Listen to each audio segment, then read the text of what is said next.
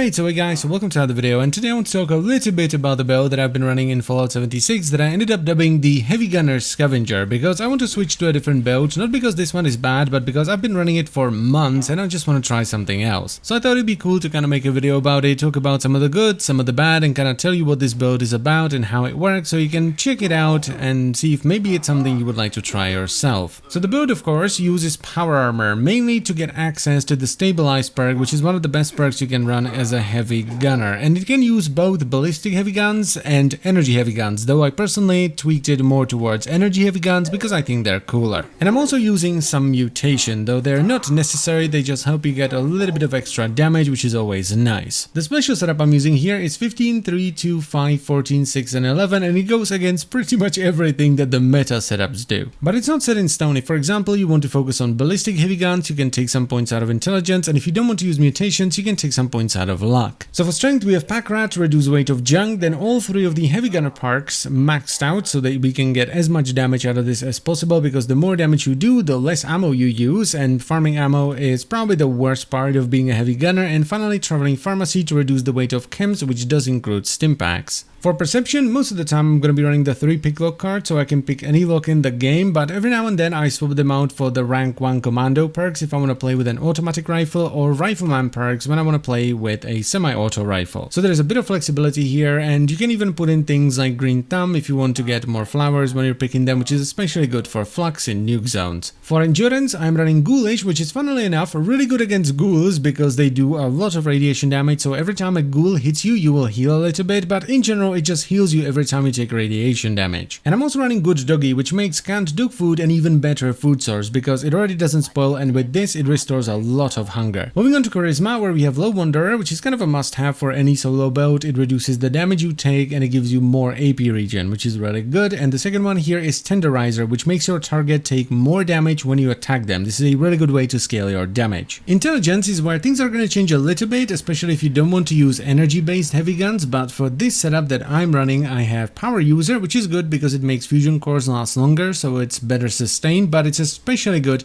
if you're running a gatling laser, because with this perk, fusion cores will give you 1000 shots instead of just 500. And that means that if you have a good Gatling laser and you like using the Gatling laser, you don't have to farm ammo at all. You can just sit on a power plant or two for a little bit and you're going to be good to go for a while. So yeah, power user, a very good though bit underrated perk, I think. Moving on from there though, we have stabilize, which as I said already is one of the best perks you can have here. So in power armor, your heavy guns gain excellent accuracy and ignore 45% armor. This is just a massive amount of damage, and the bonus accuracy is very noticeable too.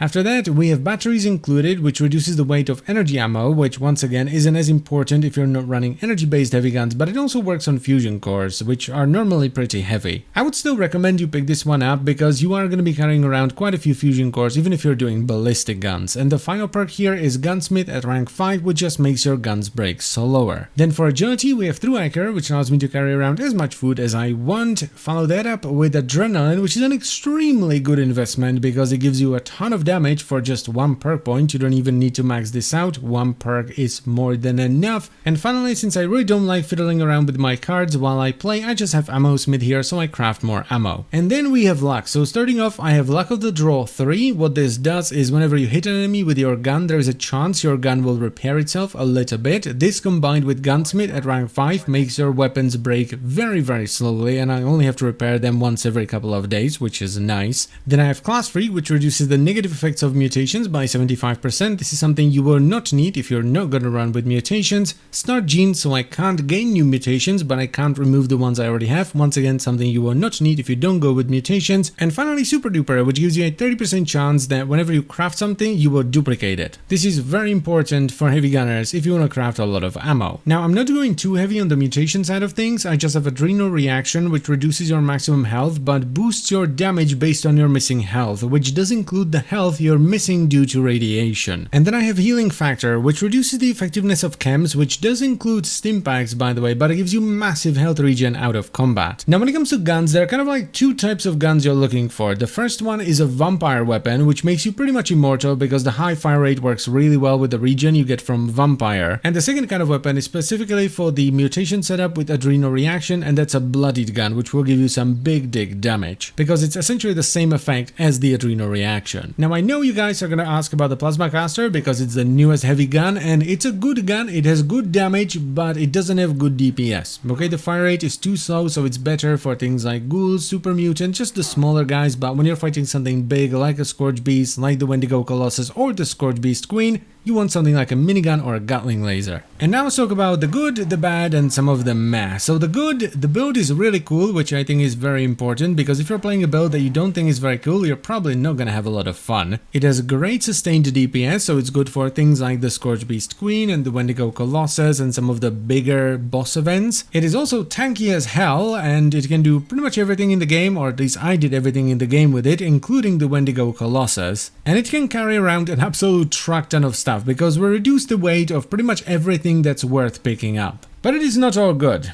alright? So first of all, we have ammo. Farming ammo for a lot of the heavy guns is a massive pain in the ass. Whether it is the minigun, the 50 cal, the light machine gun, the cryolator, the flamer, and hell, even the Gatling plasma, sustaining ammo is just too time consuming because you chew through it so damn fast. Pretty much the only guns that are not a pain in the ass to sustain ammo wise are the Gatling laser, because you can just pick up a couple of power plants and let them generate fusion cores while you're doing other stuff, and the Gatling gun, because it fires very slowly and you craft 5mm ammo in very large batches. All the other guns, which unfortunately does include the new plasma caster, are just something that you use every now and then as sort of a treat, because they are not sustainable. You would have to farm ammo all the time.